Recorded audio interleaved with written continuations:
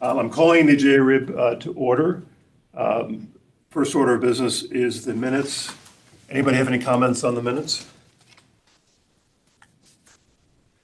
I do not. No. Okay. I think actually I might have had one. Ken asked at the end of the meeting for a roster of members and contact information. I didn't see a name attached to that. Calvin, is that on you? It's something that's being worked on. I know we gave one provisionally to Ken, I believe, like two meetings ago. Sorry to interrupt. I'm not asking for an update, but are you responsible for that? Well, I'm working on it, yes. Great. If you could just put your name next to that, just as a point of order. Appreciate it. Thank you. Is BlackRock on the, sorry, we need a motion to approve the minutes. I'll make a motion to approve the minutes. Nick? Second. Second by Chris? Yep. Vote, aye? Aye. Aye. Aye. Nays? Abstentions? I was not here. One Present. abstention. Eric Helper. So I was not here. I voted aye anyways. If you're not here, it's automatic. It doesn't count. I accept Calvin's ruling. All right. So motion approved. Josh and Ray. Josh is on the Zoom. So the remainder of the meeting is pretty straightforward. I just want to throw out one quick comment. Ken had a family emergency, as some of you probably know, and I think it would be we'd be remiss to move ahead on the SAA absent our chair. So I mean, questions I think are, from my point of view, fine and appropriate. But I think as far as moving ahead substantively, I think it'd be we should wait for Ken to come back. So Josh, I assume you know of this, but if you don't, we're kind of short a chair right about now. Okay, so without further ado, we're going to press on with quarterly performance and then perhaps a discussion of the SAA without, again, moving the ball ahead. Great. Josh. Yes, hi. Good to see you. By the way, Happy New Year to everybody, if I haven't already said it to you, including Josh. Happy New Year all, and happy feet of snow to you all. I've been struggling with 80s and sunny weather in LA, so Don't rub it in, Josh. Josh, I think I'm like a few blocks from you. You're in Santa Monica, right? Yes, I'm actually East Coast this week for some team stuff, but I'm back in LA tomorrow. I'm leaving tonight on the red eye. You're enjoying the warm weather. Yeah, it's not so bad. Yeah, could be worse. All right. Well, we'll get into the performance. I think, as Tom mentioned, there is the agenda item of continuing discussion. I'm obviously here and open for questions, thoughts on that, but we'll touch on that after we go through the performance of the funds. In the material, turning to page 4 of our presentation, this is the high-level performance across both pension and OPEB. Q4, if we can think back to that time period, which included a government shutdown that ended. I know other important geopolitical things have been going on that have both roiled and not roiled markets, but the calendar year Q4, the Q2 of your fiscal year, again ended on a very positive note for both the pension and the OPEB fund. Equity markets rallied. We saw a better performance from non-U.S. equities than we saw from U.S. equities. Certainly, the weight of that government shutdown, some uncertainty of labor and inflation statistics led to a bit slower performance on the U.S. side. Non-U.S. assets, equities ended up close to 5% in the quarter, whereas U.S. equities ended up just a bit under 3%. Equities, again, were the driving force on both portfolios. You'll see under the 3-month line, under the pension portfolio, the equity part of your portfolio was up 3.4%, and the total fund up just under 2.4%. Fixed income assets rates stayed relatively range bound, ticked down slightly during the quarter. And so we saw a slight positive momentum there on the fixed income side. US Ag was up about 1% for the quarter. You obviously have non-US fixed income in there that's dollar hedged. So we did see for the year, non-US fixed income had quite the rally. EM fixed income up almost 17%, European fixed income up almost 10%. The dollar weakened during the year, brought down some of the non-US fixed income results. Net on the quarter, your fixed income assets in the pension portfolio up just about 0.9%.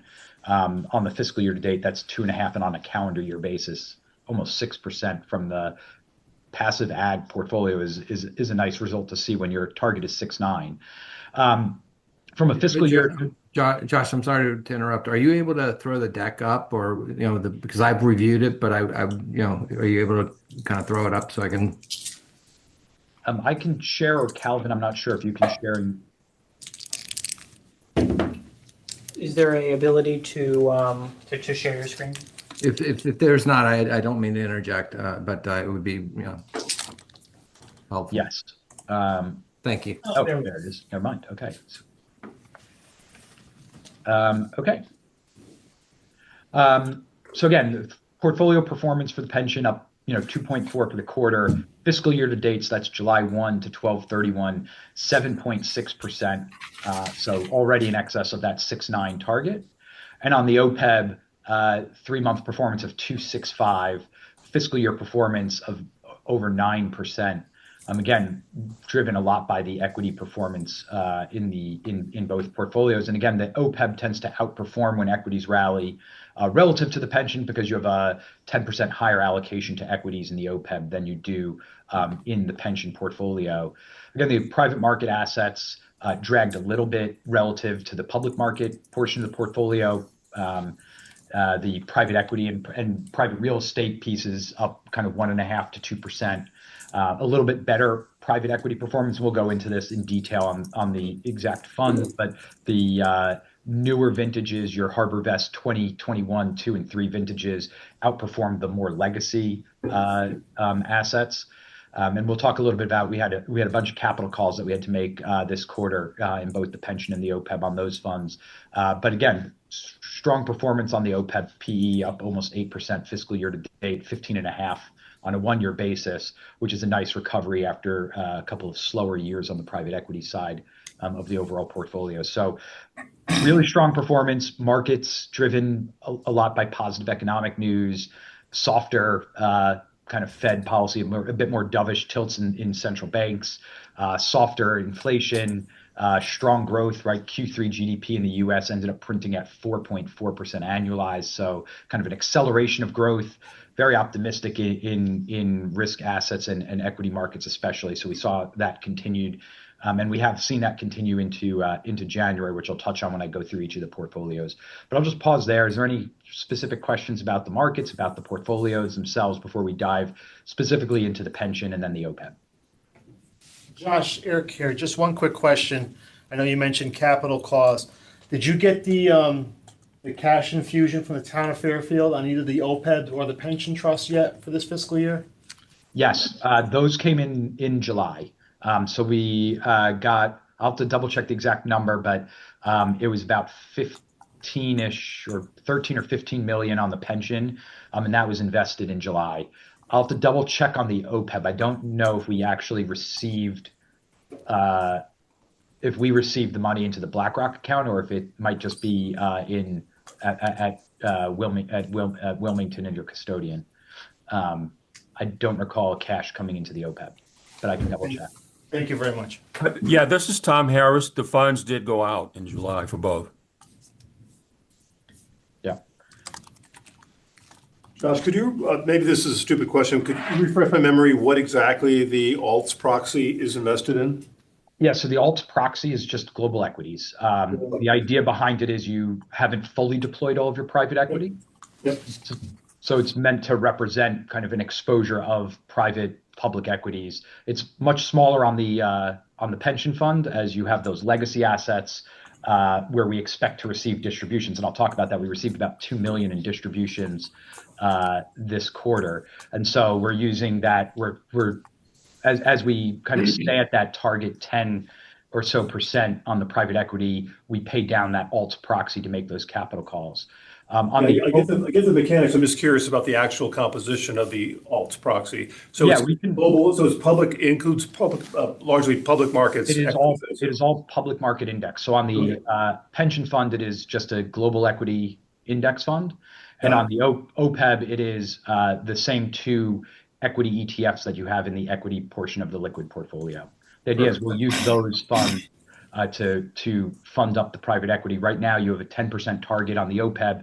The actual allocation is still at 6.5%. So as we get capital calls, we funnel that out of the alts proxy. Yeah. Hey, Tom, for future reference, that proxy is listed on like it's in the subsequent slides where like it lists all the fund details. Josh, also, you guys mentioned that PE was down a little bit. Is that just the usual suspects of interest rates going up? And there was I would say underperformance from expectations in PE, kind of coming out of the 2021, really basically in 22 with increase in rates, and it's just the dynamics of the market. We've seen GPs slow down, kind of marking positions, exiting positions. That certainly picked up in 2025, and we see a bit more exuberance in 26, some potential mega IPOs potentially coming from the private side. That is all, again, positive tailwinds for PE performance. And we've certainly seen the HarborVest funds have actually been able to exit some positions that they entered into early, mostly in secondaries and a couple co-investment pieces that they were in.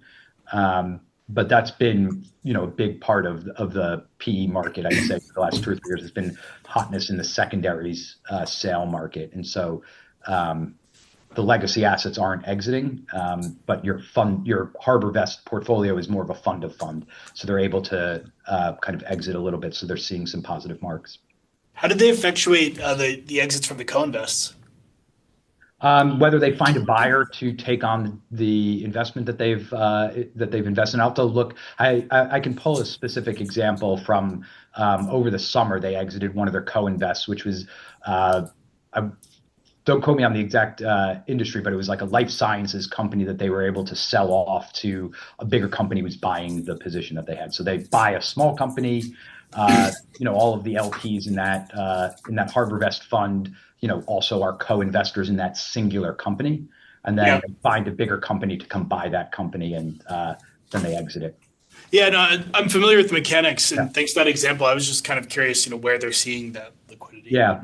Again, I think a lot more of HarborVest's experience has been in the secondaries market, where they have either secondaries funds that they've been able to offload to other institutional investors that are interested in getting some private equity exposure. That's been a good portion of it, but they have been able to offload a couple of co-investments that they've had.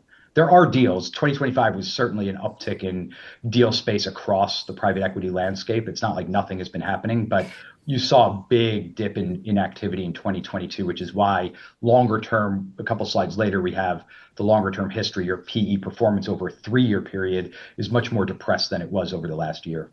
Yeah, and obviously you don't have a crystal ball, but it seems like, would you say that it seems like, I think there are a few articles that deal activity is expected to kind of stay on the same trajectory, at least for the first half of the year? Yeah, you're seeing a much more stable market environment. Rates are stable, front end potentially coming down. So kind of those discount factors that they're thinking on their valuations will come down a little bit. They'll get kind of appreciation there. And then just the IPO market is expected to pick up even more. We saw a big pickup in M&A deals kind of second half of 25. And the expectation is just with a lot of the macro tailwinds that you're seeing from not just fiscal policies like One Big Beautiful Bill Act, that's going to be a bit of a stimulus in the first half of the year. Just more dovish fiscal policy, easing fiscal conditions just makes the growth trajectory of the economy seem a lot stronger. And so there's a lot more appetite for activity in the PE space. Mm-hmm. And even though HarborVest doesn't, or I guess typically sees their liquidity in secondaries, you mentioned, we would probably expect an increase in IPOs to also mean an increase in liquidity for HarborVest and our portfolio. Yeah, not just necessarily for exits, right? They have a number of primary funds in there too. And so once you start seeing like for like market comparisons, they can price up assets that they're holding if they think that it's like for like valuations. And so they're just going to start to see an appreciation. Most of those HarborVest funds, and we could talk about that in a little bit, you haven't actually gotten a ton of distributions relative to your capital that you've called in yet. And so a bunch of this return from HarborVest has been kind of unrealized gains, if you will, right? The NAV has gone up, and the expectation is we think the NAV will go up more, and they'll have the ability to crystallize those gains, if you will. They'll be able to exit some positions, realize those gains, take distributions, and redeploy capital elsewhere. Thanks. We'll hop into the pension portfolio. I'll give you a pretty recent update on NAV. The top right on page 6 here is the history of the NAV. So, as the portfolio, obviously, as we've had strong returns, this has been a bit more of an upward swing, though the scale at the bottom makes us look a little bit, flatter line. Just recognize we're also funding a bit under $3 million a month in benefit payments out of this portfolio. So in Q4, right, your assets are kind of your fiscal Q2, that asset growth went from 525 to 529 million. Again, you paid out about, a little under 9 million in benefit payments during that quarter, and the return at the bottom of 235. Again, very strong fiscal year, really strong 1 year. And again, the double-digit equity markets over the last 2 or 3 years has driven that 3-year number up over 12%. And you can see that filter out in the 5 and 10-year history, ticking over 7%. So you've exceeded the long-term expected return now from the last 3 years of really strong performance. And that 10-year number of 757, sitting there 70 basis points above the long-term 6.9 expected return. As of the end of January, or kind of as of yesterday, we're not at the close of January yet, assets in the pension fund sat at 541.4 million. That equates to a January return right now of about 2.2%. So fiscal year to date, if the month ended today, fiscal year to date, you're at about 10% fiscal year to date return on the pension portfolio. And again, a nice equity recovery rally, if you will. I don't even want to say recovery, but relative to the last quarter, U.S. equities rallying, we've seen another drive up, in European equities and non-U.S. equities as well. So really supported by just accommodative fiscal policies and very optimistic growth outlooks, at least in the near term, and seeing earnings breadth broaden out. So a broader participation, I think, in the extended rally here. If we turn to the next page on 7, this is the fund details, broken out in the lightest color. The white lines here is within each asset class, both the CTF and ETF.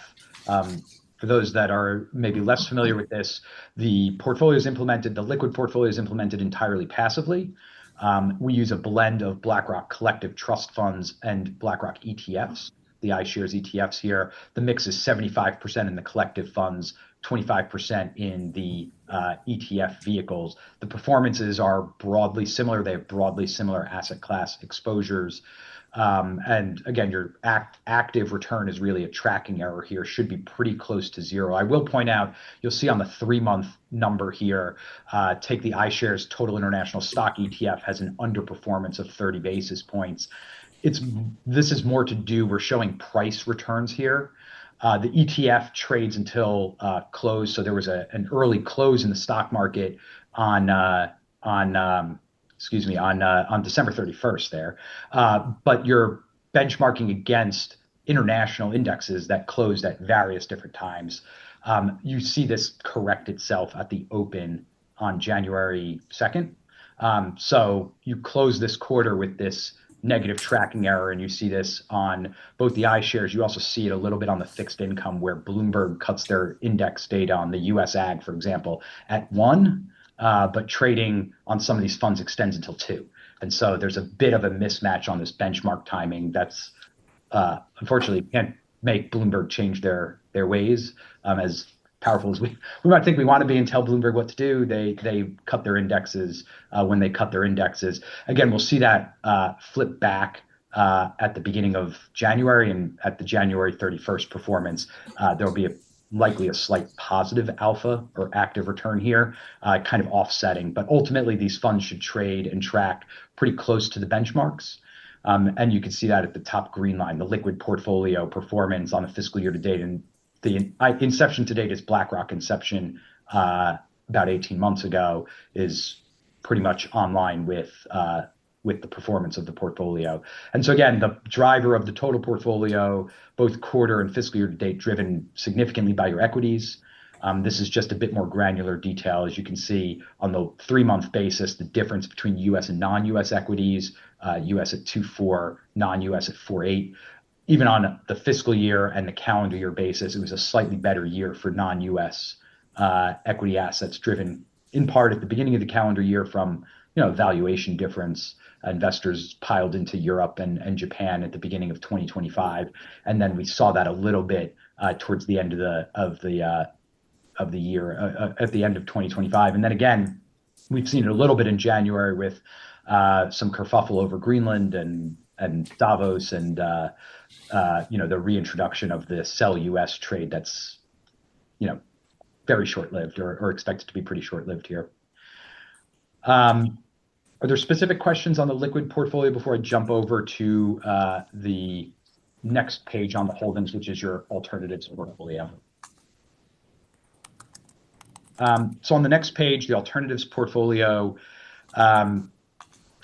again, relative to the liquid portfolio, the alternatives portfolio did not perform as well. Private equity at 1.9. You notice the benchmark here. It's a quarterly benchmark that will get the first week of February. So this meeting being the last week of January, the benchmark for the official report that we'll distribute and Ken will use for the Board of Finance meeting, there will be a benchmark here.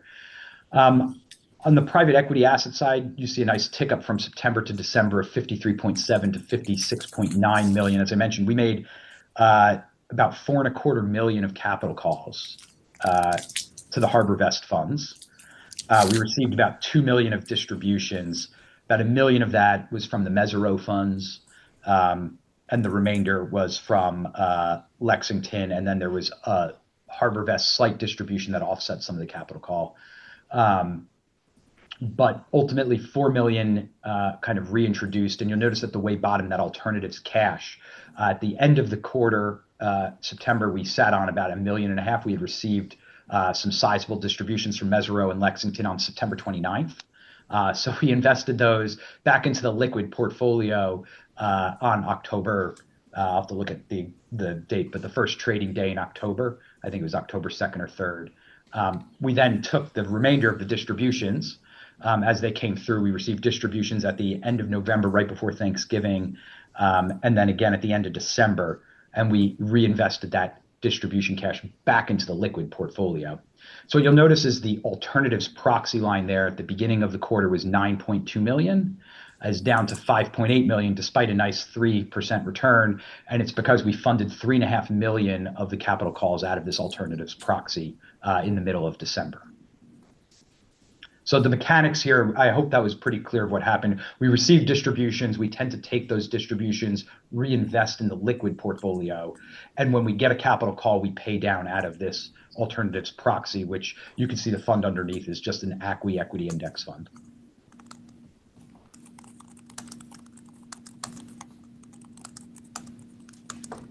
And then the last bit on the alternatives portfolio, the private real estate portfolio. This is your principal fund.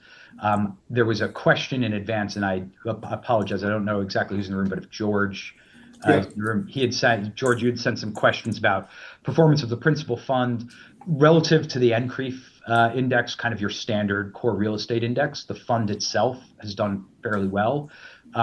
The index is a quarterly index, so we don't have the Q4 or kind of your Q2 fiscal year performance on that, but through Q3 or your Q1, so basically through the end of September performance, the private real estate fund has outperformed the index somewhere between 150 and 250 basis points on a 1, 3, and 5 year basis. Again, the NCREIF index, similar to when we put out the eFront Global Private Equity Index, is just broad average manager performance here. What we care about focusing on from Principal is what are the drivers of their return. They've pretty much been able to print somewhere between 4.5% and 4.8% income distributions on an annualized basis. It's a big driver of their long-term return has been the income out of the portfolio. And as a core real estate investor, that is a lot of what you're trying to achieve here is just kind of consistent income, uncorrelated to a lot of the rest of your portfolio. From a property appreciation perspective, that has lagged as the real estate market obviously cratered a bit during COVID and a little bit after COVID, not really during COVID, but after COVID in 2022. We saw a decent recovery in the Principal Fund. I think maybe most importantly with the Principal Fund, as we think about how it's operating, what we do see broadly within U.S. core real estate is, coming out of COVID, there was a bit of an oversupply just broadly across real estate. I think commercial real estate, even a bunch of residential real estate. That's led to a lot of these open-end funds that you're in, similar to the Principal Fund, basically having nowhere to put money. And rather than try and sell properties, right? If we remember the conversation that we had, when there's a queue to exit, they kind of sat on cash. And so we do see that across a lot of core real estate. I will say Principal themselves are sitting on an inbound queue. So they have about 200 million of new contributions coming in. They have $0 of exit dollars as of the end of September. They had an expectation that there will be a $40 million redemption in December or January. They have made 100% of their redemptions over the last 4 quarters. So positioning wise, from Principals, that they've been able to manage inflows and exits from the portfolio while reinvesting. Their big investment has been a data center. They've reached full capacity from a lease perspective. They do own just the one data center, which has been kind of one of the star sectors of core real estate. Overall, kind of our view of real estate, and I know we don't really touch real estate in the SAAs, and we can talk about it a little bit more in the asset allocation conversation, but our view is there's a bit more attractive real estate opportunities in both Europe and Asia, as well as in a sector we call value add. Again, there's been a bunch of depressed valuations, fund managers sitting on assets that they don't want to exit at lower valuations or that they just need to get out of, and the opportunity from value add managers. It's something we can discuss, I think, in another meeting or two down the line about kind of what is your real estate allocation and how do we want to necessarily think about it. But I'd say the takeaway is the performance of the Principal Fund has been stronger recently than it was in 2022, 2023. We've seen a nice rebound, the last year return of 6%. I'm sorry, that's inception to date performance of 6%. The 1 year historical return close to about 7%. From the Principal Fund. So it's doing its job as a diversifier, generating decent income uncorrelated to the overall portfolio, but certainly something we can revisit with the board as a whole.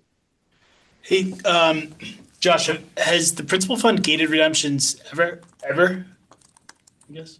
It didn't occur to me until you said they haven't gated for the last 4 quarters. Yeah, I can't say ever.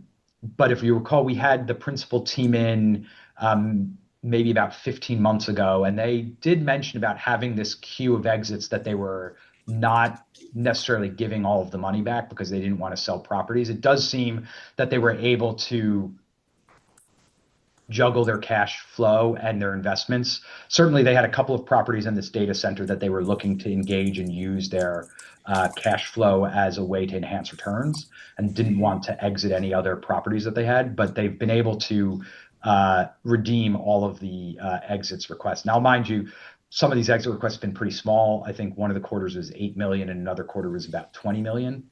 So they're not getting hundreds of million. I think when we were talking to them 15 months ago, they had in the 100 or 100. Oh yeah. I was catching up on that. I was kind of predating me being here. I heard the conversation. I was just curious, what are the liquidity provisions for that fund? So it's quarterly open. I'm out to double check exactly how much notification, but you tend to need to give them 45 to 90 days notification. Maybe it's 60 days notification, but you basically notify. If we were to exit, we potentially missed the March 31st, but you would basically send in a redemption notice for, let's say, June 30th. You could send that in March, and then they would gather up all of their redemptions and see what they, had available. But it's not capped like a tender offer fund or anything like that. No, again, this is where that gating comes in. It is portfolio manager discretion, but they've been able to accommodate their exits. And I'd say, one of the other things, we're seeing a slowdown of these exits and more net contributions in the real estate area. And you can see that in the principal fund as well. Like, these redemptions have slowed down over the last 18 months, and they have this queue of capital that they're looking to deploy. How quickly can they deploy it? Again, this comes back to what are the opportunities in the core real estate space versus a different sector of real estate called value add, where there might be properties that don't fit the investment guidelines of a core property fund that have the chance to appreciate over the next couple of years, and a value add manager might be looking to deploy. So the thing to look at in a conversation with principals, how are they looking to deploy the rest of the capital that they have on these inbound queues that they have? Josh, is So the real actually building estate, on what we were just talking about, has the sentiment, it sounds like maybe a combination of the two, but has the sentiment in the sector changed, investor sentiment, or has sentiment about principal change, or both? I think it's the sector more specifically that, we've seen Fed easing, they're cutting rates. That makes it a bit easier. Certainly there's other talks about, residential mortgages, but across kind of real estate sectors, we've seen rates come down, a stabilizing in cap rates. So it's a bit easier to find valuations and have agreement across kind of the investment industry on what are appropriate valuations. I think kind of coming out of 2022 with how quickly rates rose and how volatile cap rates were across different sectors, and speculation on return to office and the commercial real estate taking a big hit and coming down pretty significantly, it's stabilized. Again, where I said is it's a bit more attractive in Europe and Asia, where it's stabilized, 6-12 months earlier than it has in the US. And so we're seeing a bit more activity outside of the US from a core real estate perspective. But I think that's kind of been a bit more of the sentiment. And I don't know, Ray, if you had anything. Well, I was just going to say, as more transactions happen, that helps too, in terms of having a data point of what the market is valuing properties out there, and just haven't had many transactions, and they're starting to pick up slowly, to Josh's point. One last question for me on real estate. Do you happen to know any concentrations in the portfolio? You mentioned data centers, or any of the Magnificent Seven, if they're all, I guess there's some dispersion now in returns, but are any of the Mag 7 in the tenant roster, or anybody else that you know of? I don't, they don't have their list of tenant. The data center is located in Virginia, which is where there's been an explosion of data centers kind of being built up in suburban Virginia. We could certainly bring on the manager or talk to the manager and ask who the tenants are. They've disclosed they're 100% leased. So this isn't, something where they're looking to fill spots, or, there's somebody in particular necessarily dominating. They filled up about 15% in the last quarter is more or less what they've disclosed in their commentary around it. But again, it's a small portion of their overall portfolio. They still are, pretty allocated within, a bit more of the residential, right? They've talked a little bit about some of that residential in the Southwest. They have a number of apartment buildings and things like that. Their bigger capital deployment recently was into senior housing. If you think about the sector, that's a bit more healthcare oriented. That's been a bit more of their focus, it looks like, kind of over the last several quarters. Overall, they're down substantially in commercial. It's only about 10 or 12% of their overall portfolio. And it looks like they're redeploying capital more into these, I don't want to say alternative sectors, but they were not generally common to the index. They look more like what REITs had been investing in: data centers, retirement homes. Those kinds of sectors have become a lot more common in the core real estate market, and principals, that's where they've been starting to deploy their capital. Do we know roughly how much is just purely residential in their fund?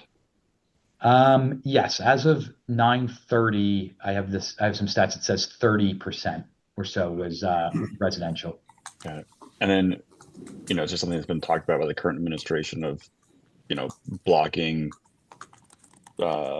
institutional investors from buying residential properties. I would be curious to know, like, and that's early on, but what their thoughts are on that long term, and then if that would mean that they have to divest anything potentially, but like what the tail risk of that could be. Yeah, and the fund. again, I think that there's a distinction between single family, I think a bunch of the residential is multifamily, which I don't think was part of the you have to divest. Okay. And again, most core real estate funds that I think we would look at and you would look at are not necessarily single family homeowners, but more on this multifamily and really tilting away from some of the residential and commercial real estate, those like core bases that made up the real estate market for years. It's a bit more now. Can you get things like senior housing and data centers that have a bit higher trajectory and growth, I'd say, over the next, 5-10 years. Josh, I had another question on HarborVest. During a Board of Finance meeting, one of the members asked, how were the terms, the tenors of the HarborVest investments versus the underlying investments?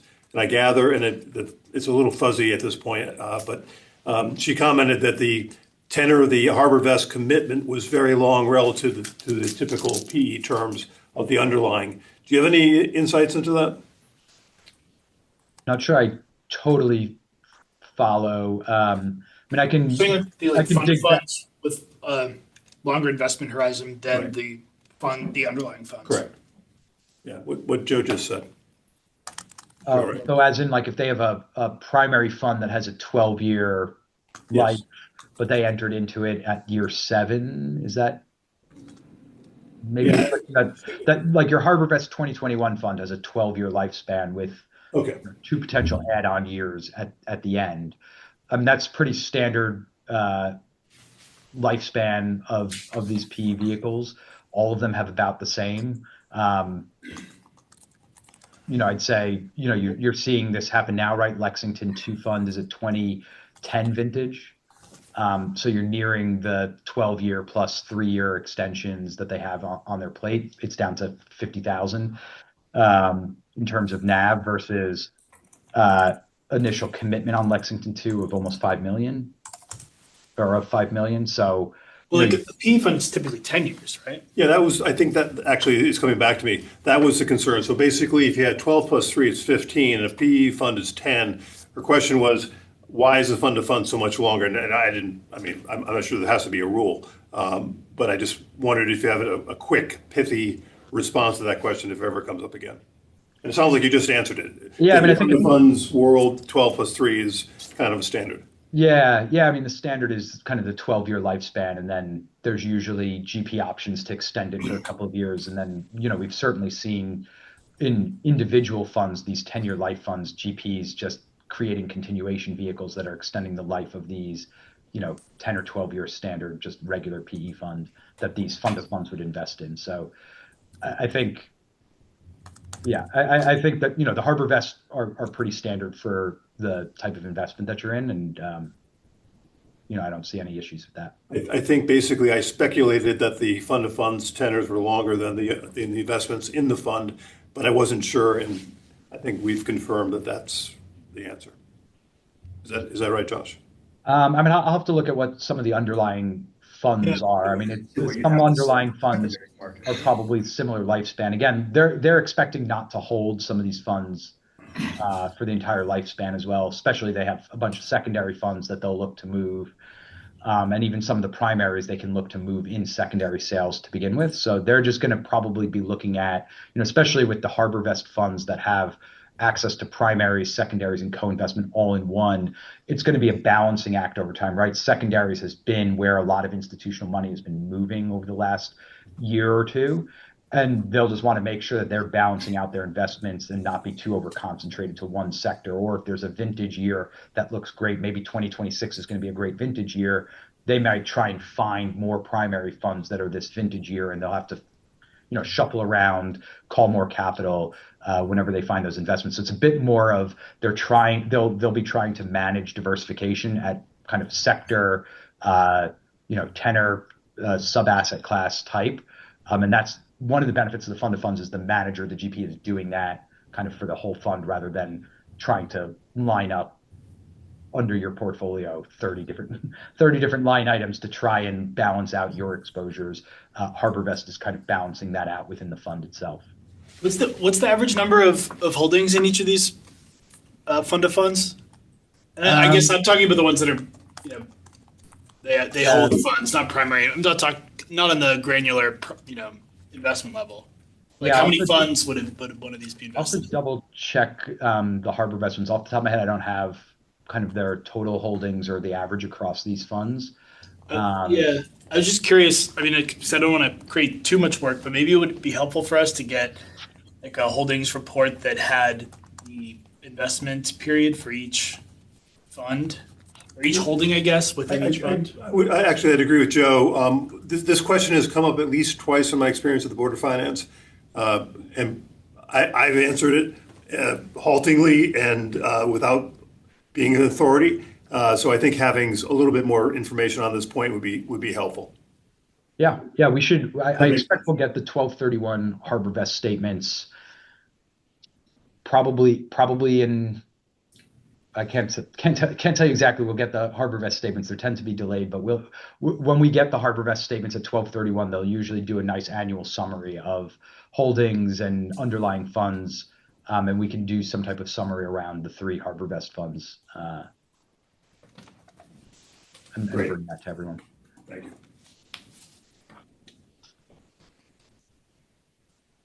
I'll double check when we got the 12/31/24 statement.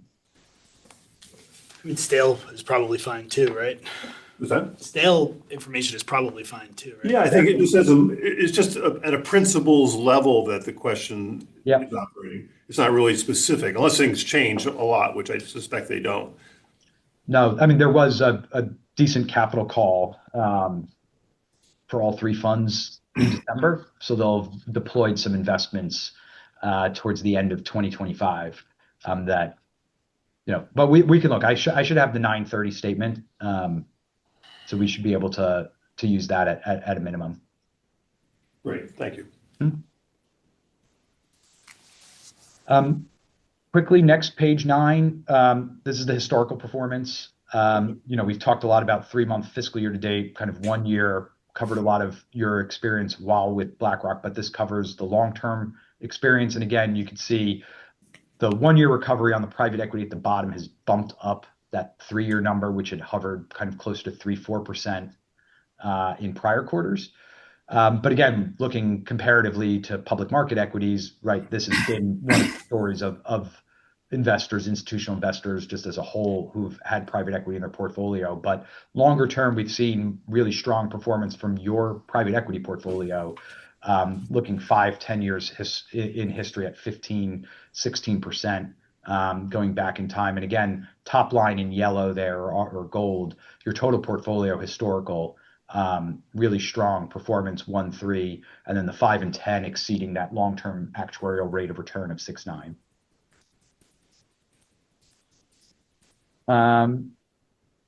We can jump to page 11, and then I'll quickly jump to the OPEB. Again, this is just all of the funds within the portfolio and asset class level. It's a bit busy, but just to kind of point out that we are within tolerance bands across the board. Like I said, we've been redeploying cash throughout the last quarter as we got distributions. You'll see the kind of 4th column of numbers in the table there, some small negative or positive relative to targets. Usually when we get distributions, we deploy where we've been underweight.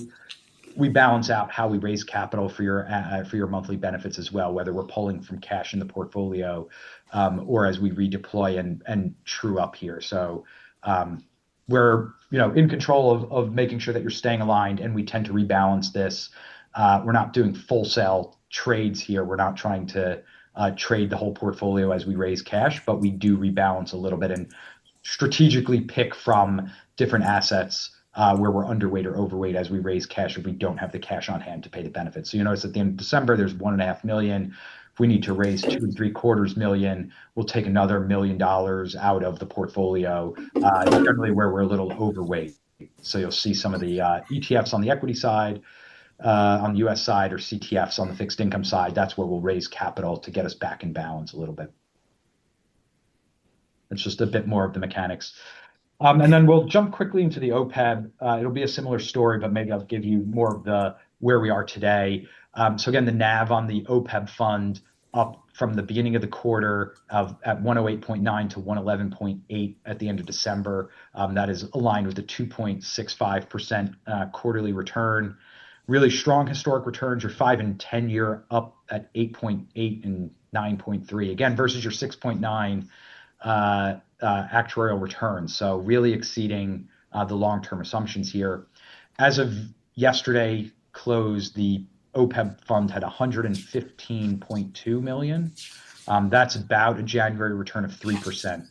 So your fiscal year to date performance through December was 9%, 9.07%. You're at about 12.4% fiscal year to date on the OPEB fund if we closed yesterday.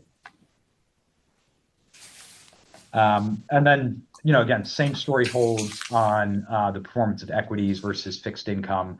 On page 14, the breakout here, again, the OPEB ETFs. And this has more to do with the eligibility of the OPEB to go into collective funds. It's ineligible, so it's 100% allocated to ETFs in the portfolio. And then on the next page, your private market holdings. The principal fund is the same fund.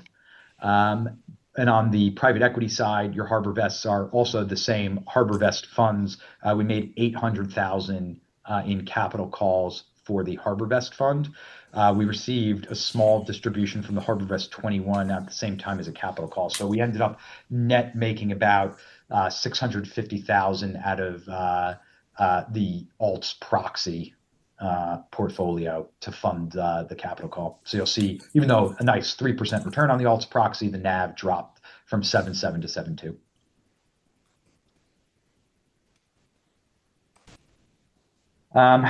I'll wrap there on performance. If there are any questions that you all have, for the rest, I'll take away here on some details on the Harbor Vest, Tom. I'm sure Ken will also appreciate that when he goes before the Board of Finance. I imagine that's end of February or March. I think he sent me the date, but I'll make sure he's aware as well.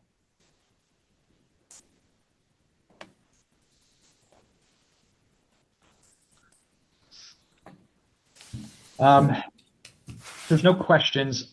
I know the remainder of the pack is the strategic asset allocation review.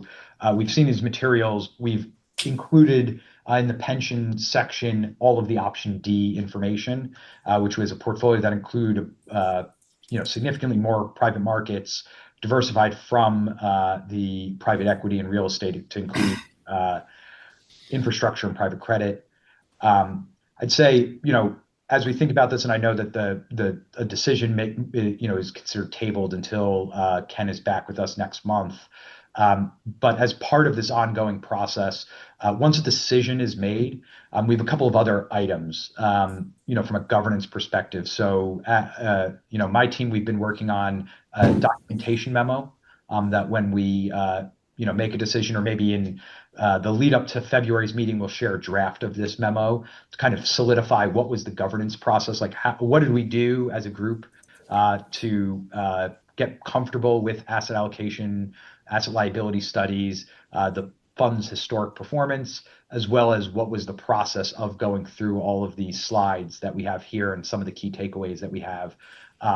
Definitely want to share a draft with you and open to, I think that this should be the JRIBS, document. You have turnover on the board every year, every couple of years, and it's good for people to educate themselves on what the process was, as we expect to do, asset allocation reviews every 2 to 3 years. Is our standard best practice, unless there's significant plan changes. And so this would be a good way for everyone to kind of continue to stay educated on what this process was. If a decision is made to change a portfolio, we'll have to, revise the IPS, update some of our BlackRock guidelines as well. So that's just some of the kind of next steps post a decision here. And again, that's all, lined up. We kind of have a lot of these things set up and ready to go. And so if a decision's made, the next meeting, a lot of this will be basically on the agenda. And then just lastly, maybe a future agenda topic on kind of governance and benchmarking. As part of the risk workshop, we talked about setting up a bit of a naive, liquid benchmark relative to what the risk you're trying to take. I mean, that would be something we might want to consider, all the different ways that you might benchmark this portfolio, including some peer comparisons as well. I know that's in this material, or it was in the December material, where we kind of showed you the asset allocations across a number of local pension funds. And, we can certainly look at performance of some of these funds relative to kind of how Fairfield's performance has been as well. So again, these are all on the docket for down the line, kind of extensions of conversation once a decision kind of has been made, and how do you want to document this, and how do you want to kind of continue the governance that you all have over the asset allocation. Josh, could you just clarify something for me? We obviously haven't made a change. So the documentation would be the education we've received, the decisions the options that have been presented to us, and to be blunt, our inaction on those options. Is that right? That's exactly right.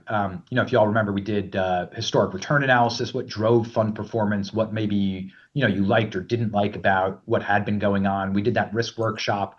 We tried to set return objectives. We set risk what is our risk tolerances, from performance, underperformance, long-term performance, drawdowns, liquidity, kind of trying to document all of that so that, again, a new member joins 6 months from now, they can look at how did we, stay in this portfolio, or, you did all of this work. What was the conversation? I do remember the first half of 2025 was a lot of, hey, Eric, what happened in 2009? What happened in 2010? And so this way it's just kind of documented, and, the JRIB can kind of have that document. And I would recommend that every time we do an asset allocation review, we kind of update that with what was today's, JRIB's discussion on this. How did we change? What did we want to focus more on? And so I just think that that's, good governance for a board that, extends across all spectrums of education, investment, knowledge, and experience, and time on the board. To have to keep calling Ken and Eric to find out what happened 10 years ago. I think it's good that we document. So. Yeah, I think I'll speak for myself. I think that's a brilliant idea. I do think the elephant in the room is that as much as we like to think we're prudent people, I'm avoiding the prudent man principle, but we're prudent people. We do have that sordid history of having suffered, first of all, from Madoff, and then second, having sold off into the post-Madoff panic.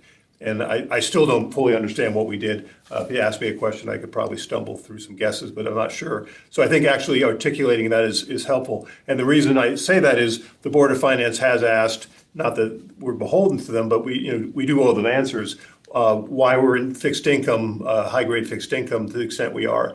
One person asked, I shouldn't exaggerate. And I think it's fair for us to consider. I'm looking at your slide 35, the various stress scenarios for the various options. And so my question for all of us in our consciences is, if we were in the Madoff timeframe, what would we have voted to do? So when we consider high-grade fixed income as part of the portfolio, as I think somebody called it ballast in a previous meeting, if that's important to us, I think we need to be articulating that, well, the reason is, and it sounds like the reason is that we sold into fear post Madoff, and we also don't have total confidence in our ability, certainly to select securities, but even to pick the right asset classes. So we're being careful about overcommitting. So I think all that feeds into what I think I heard you say, Josh, and speaking for myself, I'd be fully supportive. I think having a Bible for new members, which I think is what you're describing more or less, would be great. A history of how we got here, what's in the portfolio, and why it is the portfolio has things like a heavy commitment to high-grade fixed income, which speaking for myself, I think might be a bit overdone, but I also respect the psychology of fear when things go sideways. And I think that's the elephant in the room. Why are we in, for example, high-grade fixed income? And do we agree that psychology is a big deal? That makes sense? Yeah, no, I mean it's exactly the point, because the institutional knowledge doesn't always carry across, and so what decisions were made. I think a big focus is that risk workshop of you all had a really engaging conversation on what is it that we're trying to accomplish here and what is it that is the risks that we want to avoid. And I think you all articulated it really well in that meeting, and we tried to kind of capture some of that. And that's reflected in the portfolios that are proposed, and the analysis that was done was to kind of highlight this is what your focus is on, what portfolios do better or worse in these scenarios versus what you're trying to achieve. And to say prudent person, I mean, this is how prudent investors go about this, is they try and define what their objectives and tolerances are, and then find portfolios that fit those objectives while thinking about constraints like liquidity. Sorry to go on, but on that point, I looked at, again, slide 35 this afternoon, and I was thinking about what we as a board might do in each of those three massive stress scenarios. And I think in the first scenario and the third, I'm guessing we'd stay the course. And we would say, we're big people, we're adults here, we're okay. We're going to go through this and maybe come out the other side and be very, very happy with all the decisions we made or didn't make. Because a non-decision is a decision too, obviously. But I do look at the middle one and I say, I don't know. If that were actually to recur, 08 were to recur, 07, 08, 09 were recur. I wonder if we would stay the course as much, and we might say we would, but I don't know if we would. But I think that's to me, again, the elephant in the room for that Bible. To what extent do we diversify into lower yielding assets because we or a future board might sell into fear? So sorry to go on. If I can just turn back the clock from what I can remember, it wasn't so much that anyone felt their conviction was any less in the markets. It was the fact that capital was so locked up that nobody knew if we'd be able to get money out. So it's paying the bills. To make pension payments. We don't have a side pocket of cash, a 3-month savings account. So that was the fear. The fear is that, listen, we don't necessarily don't believe in equities or international, domestic, or the bonds, but we need cash, and there's this run on the banks, and nobody can get money out. Right. That was the fear. And it was just making some liquidations for pension payments. That's what guided a lot of that decision making. You have to turn your mind back to those days. It was scary. It was scary. So Josh, if I could turn Eric's comment into a question, what's the best thinking on reserves? So, in the corporate world, you think about lines of credit, you think about keeping cash, think about marketable securities.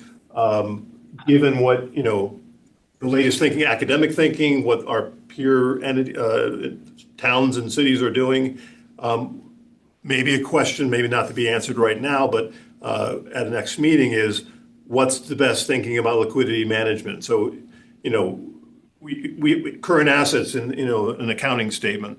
What are our current assets? What would we go to liquidate if, as Eric says, we had a $3 million pension disbursement or more, and we were trying to balance where it is we should liquidate in the portfolio? We don't have a line of credit to draw on. I suppose we could. Maybe just hit this very briefly on page 43. This was part of the risk workshop where we talked about what is the liquidity that you do have in the portfolio, what would be daily liquid versus not, and then thinking about, what is the cash needs that you have, right? So looking at your liability cash flows, thinking about what your cash needs. When we did this assessment for both pension and OPEB, you could see what a 3-year liquidity window would be. Certainly, right, in a global financial crisis, I'd hope that liquidity be resolved sooner than 3 years. But you'd think about, okay, what kind of drawdown does that mean when 85% of your portfolio on the pension fund is daily liquid, right? Certainly looking at the real estate and the private equity, and that feeds into, if you think about option D in all of these portfolios, increasing illiquid assets, is this a bigger risk than just, I want to avoid drawdowns? Is in drawdown, I also want to avoid massive illiquidity, and that helps inform, do I like the more liquid portfolios versus the less liquid portfolios? And I think it was pretty well stressed, in that risk workshop, this historic experience of the JRIB in the town on needing liquidity and where do you find that? And, the answer is you have a lot of daily liquid public market index funds, and that's a decision of the JRIB of, we want to make sure that we have liquidity in this time of need, while also making sure that it's allocated in a appropriate return-seeking type way to meet our needs. And so equity index funds, is the current asset allocation and, a broad anchor of what all of these options look like, because you have that ability to find that liquidity, and you can withstand a sizable drawdown and still have that liquidity in your portfolio. Now, how do you rebalance that portfolio? How does that portfolio management work day to day while you're trying to find that source of liquidity? I mean, that's what partially you hired BlackRock to help manage and do as your kind of day-to-day oversight of the portfolio of, this is the best effort to, find the liquidity, keep you within your guidelines, and make sure that you meet those benefits. But I think the real point of this slide is to point out that you have significant liquidity, even in a drawdown scenario, to cover long terms of benefits. Most of your portfolio is not allocated in things that you won't be able to get money out of for, years. I think that that's a point of emphasis here. You can compare all the portfolios on what is daily liquid versus quarterly and totally illiquid, and not want to make a decision to increase that illiquidity. That's certainly a reasonable decision for the JRIB to make, and that should be probably a consideration when you're thinking about options A, B, C, and D of, do we really want to increase liquidity if we can get the returns that we need from a pretty liquid portfolio? That's a great point, right? So in 2009, the portfolio didn't have CTFs or ETFs, right? They were all in private investment houses. You had 45-day notification. It was a totally different construction of a portfolio. You couldn't sell tomorrow and make liquidity. It was a whole different construction. So we were thinking long term. Should there be like a liquidity crisis, is the pension board allowed to use its assets as collateral to take a loan, or is it not by statute? I don't think that's any language in the trust that exists. Nor do I think it would probably be prudent. I mean, I don't know. No, but I mean, if there was a liquidity crisis, I was wondering if we could even do that. I don't believe so, not in the trust, and it's not in the ISP. In a real crisis, I would worry about the banks being there. If it's really a big financial crisis, I think the middle scenario is a global financial crisis. So in real extremis, I would wonder if we could be able to get our money from a bank as opposed to the portfolio. I had a question about the liquidity. This is a great slide. This is absolutely wonderful. Is there any thinking that an ETF for equities is any less liquid or differently liquid than an ETF or anything else? I mean, from the fact that these are all index and pretty large index funds, I think our view is that all of these vehicles, the CTF, the ETF, have basically the same liquidity. They all have the same kinds of rules. Outside of, on the CTF, there is that notification, but again, it's 1 day on the CTF so that the portfolio manager can align his trades across all of the similar investors, right? The collective fund is all retirement plans, long-term views, whereas in ETF, you have every kind of investor in it.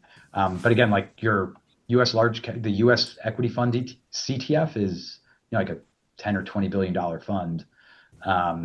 So to need $2 or $3 million on a notice is pretty liquid, it'll be liquid, and you'll get your cash here. So I would say, we don't view the liquidity any differently between the funds.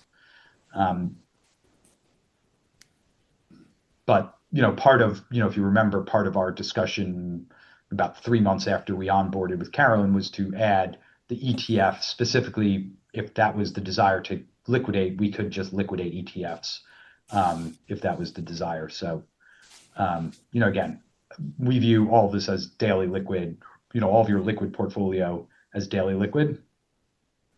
All right, well, Ken's not here, but I will say one thing and look for feedback from the other board members and from our BlackRock colleagues. To me, high grade fixed income doesn't really fit in the portfolio. If I were drawing this from scratch, I would say we should be in yield seeking fixed income. I'm trying to see the argument, and I'm just coming up short. Short of psychology. If it's a psychology thing, okay, maybe, and that's pretty fuzzy. But I would just put that out there. I'm just curious how people respond. Is having high grade fixed income with the low projected returns that BlackRock makes sensible for a long-term investor like Fairfield? In terms of the core fixed income, the investment grade fixed income? I'm contrasting your recommendation with our current position. Oh, introducing the return-seeking fixed income. So yes. High yield. Yeah, and I realize you have options B and C, and there are different changes within it recommended. But the one that jumped out at me, at least when I was going through it this afternoon, was the high grade fixed income versus the the recommendations for high yield EM and bank loans. Yeah, I mean, so the high yield EM debt bank loans have higher expected returns than the core fixed income components of your portfolio, but that comes with higher risk, right? High yield is sub-investment grade, so that's B rated. I guess this is a great thank you, whoever's controlling the slide. I got you. Great. This is the great slide, right? So the left two green dots, kind of near where the cursor is, that's the fixed income that you're invested in now. Ag bonds, it's a mix of investment grade credit, government bonds, some securitized bonds like mortgage-backed securities, just kind of the broad universe of investable investment grade bonds tend to be lower returning than what we'll call sub-investment grade, like high yield bonds, where issuers are double B rated or lower. So there's a bit higher downgrade or default risk, so they charge or they receive an extra premium. So the spread on risk-free rates is a bit higher. And so your expected return from these assets is a bit higher and brings you up closer to the 6.9% actuarial return. I think the real focus on those portfolios B and C is the fact that you fund 10% to the sub-investment grade, 75% of that 10% or 7.5% is coming out of core bonds, but 2.5% is coming out of equities. So you're dropping some of the equity risk in favor of these fixed income securities, while increasing the return overall of that kind of fixed income portion of the book.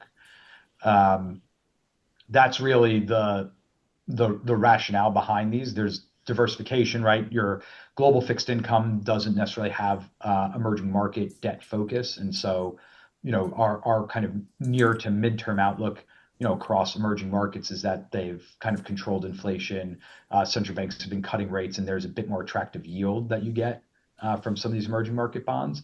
And then bank loans is just the fact that a lot of entities have shifted from issuing public debt like fixed income, and they go to a bank instead to issue their debt. It's floating rate in nature, but you're allocating to investment grade issuers who are not necessarily issuing in the ag bond universe. So it's more of a diversifying your fixed income exposure with higher yielding, a little bit riskier fixed income portfolio and funding that a little bit out of the equities and a little bit out of your core fixed income.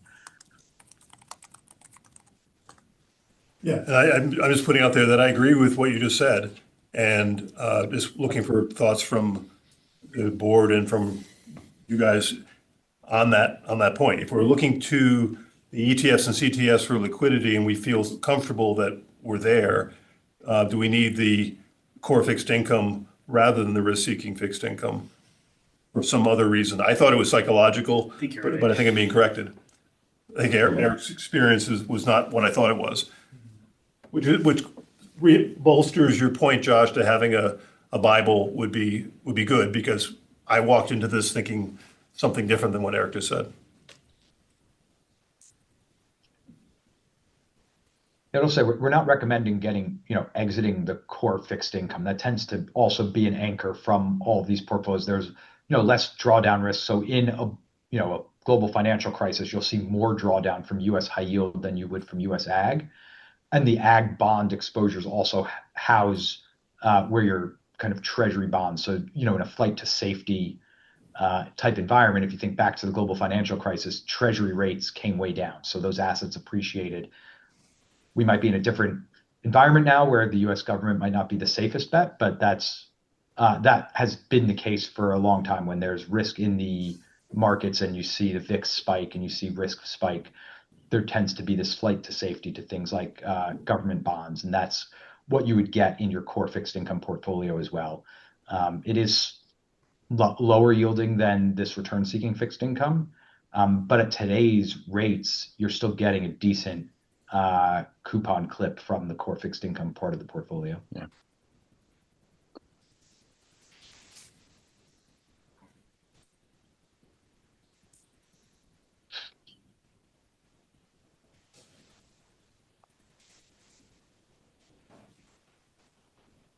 I'm happy to answer, any questions. Again, we can pick this up, when Ken is back at the next meeting as well. It would just be, again, really helpful to get a report on holdings for our private equity holdings. Yeah, it's been a recurring source of questions. And I think we, not to focus on Board of Finance, I think we all need to be comfortable with the entire portfolio, and PE does seem to be an area where there's a bit of nuance relative to other stuff. Yeah. And the liquidity, for that matter. Just be education, right? Yeah.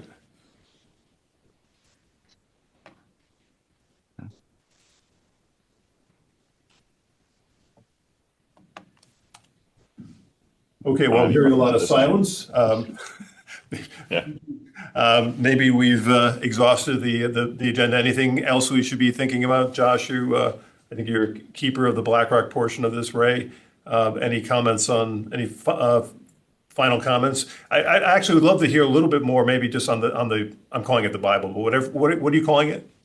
Oh, it's more of just kind of a summary of really the last year of all of the work that we've done together, which I thought was really important, for the board to coalesce around what has been the history. And we can certainly add a little bit more, which is why we'll send, a draft across. I'm happy for all of the input. There's certainly a lot more institutional knowledge here than I have and Ray has, having been only with you for, about 2.5 years now. But, it's really meant to be something that, we all, and especially you all, own as, to your point, Tom, this Bible. And I wouldn't make it a 30-page document. I think 5 or 6 pages would suffice of here's substantive conversations that we had, or like ideas that we know are concerns or considerations we have. Here's how we discussed and got to this point.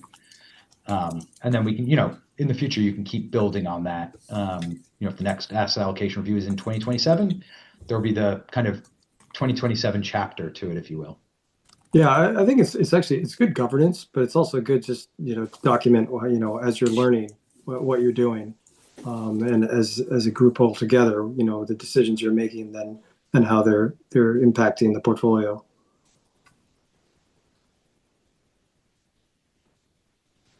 Sounds good. Well, I don't think there's any point to belaboring this. It sounds like that's the next step. You guys have done this before. Are you asking for any input from us on the structure or the contents, or do you have enough to work with? Yeah, I mean, we have enough. Like I said, we'll pass along a draft, and we'll pass it, Tom, to Ken and you to begin distributing, or we can pass it on to everyone. I think if it's 10 people trying to edit something. It's more of just, provide feedback and comments, and, we can try and put something together. I'd say we probably want to finalize it after a decision is made, because I think the last point will be the decision was made to do X. And so that'll kind of be left blank for now. But, we can certainly send you all a draft of this in the coming days for, broader review and agreement or additions. Great. As I mentioned, Ken is, as you know, having a family situation, so I wouldn't feel any pressure on getting him something soon. Probably a couple weeks would be appropriate. If I could just throw out in my opinion, a couple weeks would be kind of a suitable time frame, if that makes sense to you as well. Yeah, of course. Are we all set with the BlackRock portion of this? Any old business, new business we should be bringing up? I don't know if you have any, but we do have quorum for police and fire if we want to jump back to that, Okay. because Tom Harris joined. Okay. All right, so I think we don't need to hold up our BlackRock colleagues. We're going to segue to police and fire. But thank you very much. Again, Happy New Year, a month belatedly. And it sounds like this Bible, we'll hear the official term when you come back, but the Bible will be a very useful next step. Yeah, of course. Yeah, thanks. It's good to see you all. Stay warm.